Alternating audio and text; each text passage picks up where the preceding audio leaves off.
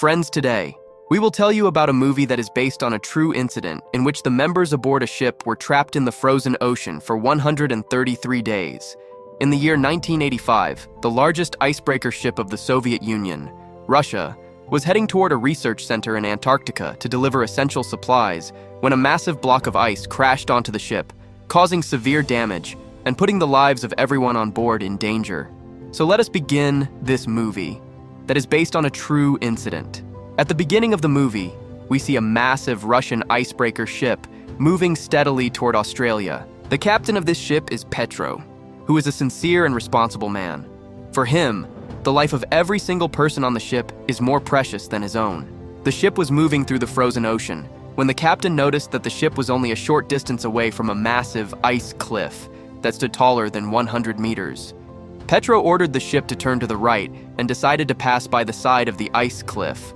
But when the ship tried to pass by the side of the ice cliff, the lower part of the ship struck the ice cliff with great force. Enormous chunks of ice began falling onto the ship. Under the heavy pressure of the falling ice, a man on the ship slipped into the water along with his dog.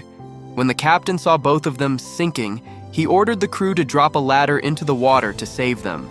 At that moment, the second captain told Pyotr that he was making a mistake, that they needed to move forward, and that he could not put everyone's life at risk.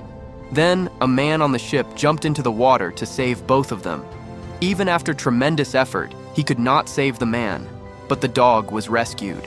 The man who had jumped into the freezing water lost his voice because of the extreme cold, and now he could not speak. Meanwhile, chunks of ice were falling rapidly onto the ship. In that chaos, the radar antenna of the ship's main system also broke, which meant they could no longer read the layers of ice ahead. The collision with the cliff created enough space for the ship to move forward, but a massive piece of the cliff was still drifting alongside them with the flow of the water. The second captain believed that all of this had happened because of the captain's wrong decision.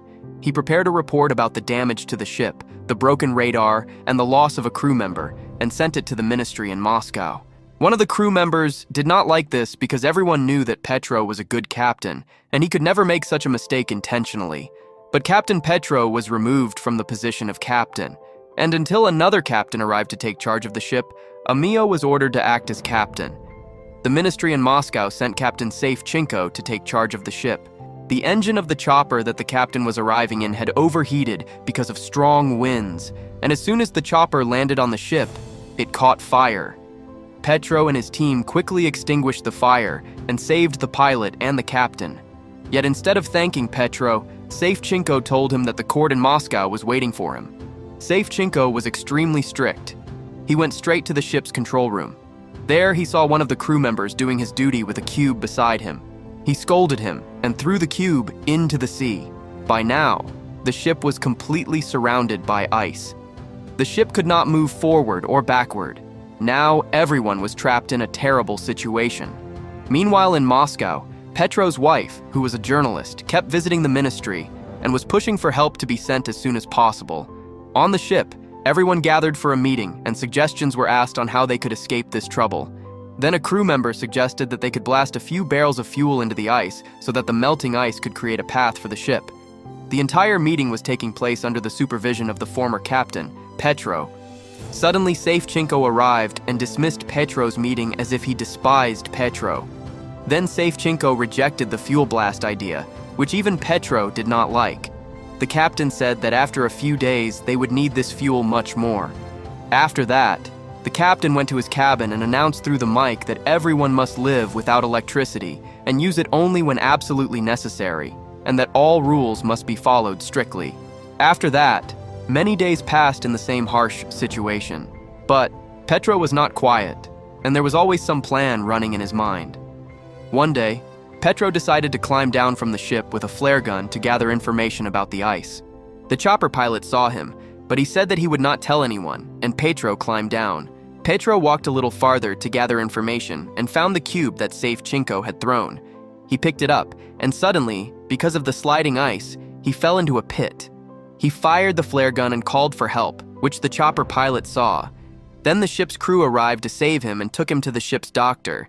The captain came to meet him there and scolded him harshly for his disobedience. But Petro didn't return empty-handed, as he now had a lot of information. He told the captain that a massive block of ice was still approaching them rapidly from behind. He warned that if they did not receive help soon, they would all freeze here. But the captain did not believe him. Then Petro showed him the cube that he had thrown away, which should have been far away but was found very close. At that moment, the captain realized Petro's capability and sensed the danger that was coming, but he walked away from there. Meanwhile, the crew members were very scared, and to give themselves strength, they were singing with a guitar. Then the captain arrived, scolded everyone, called them to the ship's deck, and even broke their guitar. He punished them by ordering them to clean the ship's deck. No one liked the captain's behavior. Petro said that there was no need to be so strict because he knew that the Ministry of Defense had no concern for them. He said that the help could be delayed even further.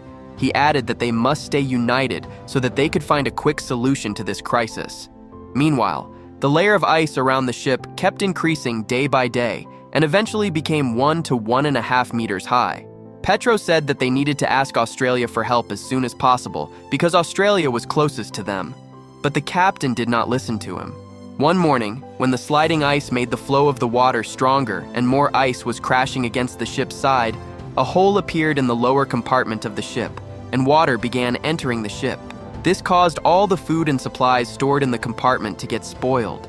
The drinking water on the ship was also ruined. All the members somehow managed to seal the hole in the ship, yet the problem had not stopped. All the members panicked because they felt that they would not be able to survive for many more days. The ship had fuel for only 3 more days, and a large portion of the ration had already been spoiled. Seeing all this, the second captain told everyone to stand against Captain Aleksey. He united everyone to blast fuel into the ice to create a path. Everyone agreed with him, stormed into the captain's cabin, and locked the captain inside together. Then they climbed down from the ship to carry out their plan. They took nearly 4 barrels of fuel and carried them a short distance away on the ice to set up the blast. Petro tried hard to convince them not to do this, but no one listened to him. Petro knew very well that all of this was the result of Ambrio's actions. They placed the barrels in position and triggered the blast, but nothing happened, and the idea failed completely. Ambrio went into shock and silently regretted everything deeply.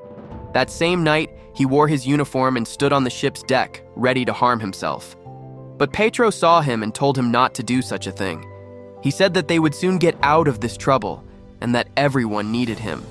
Meanwhile, the other members were ashamed of what they had done and went to the captain's cabin to apologize. The captain forgave them. On the other side, Petro's wife was moving toward them in the ocean with another icebreaker ship.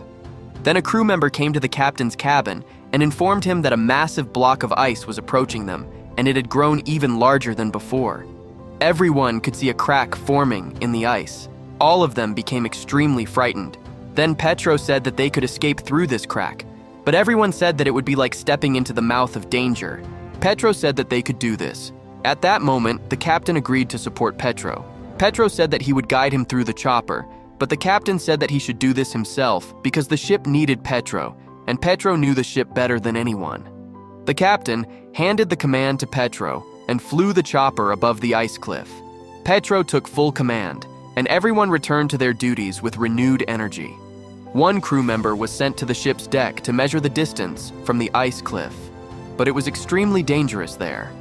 Meanwhile, the captain guided the path through the chopper and managed to pass beside the 100-meter-tall ice cliff with great difficulty. All the ship's members became very happy after seeing this, but the captain's chopper crashed because of the strong winds. Petro saw that the captain's chopper had crashed into the ice, so he ordered the ship to move in reverse. The captain and the pilot were sinking into the water. The crew members tried to stop him, but Petro still drove the ship toward them to save them. The captain and the pilot were about to sink when Petro's team arrived and saved them. Then, they moved the ship forward. Meanwhile, Petro's wife also arrived with the icebreaker ship, and after refueling from the other ship, they continued moving forward. The next day, the pictures of all the members were published in the newspaper in the story that Petro's wife had covered. And friends, this movie was based on a true story. With this, the movie comes to an end.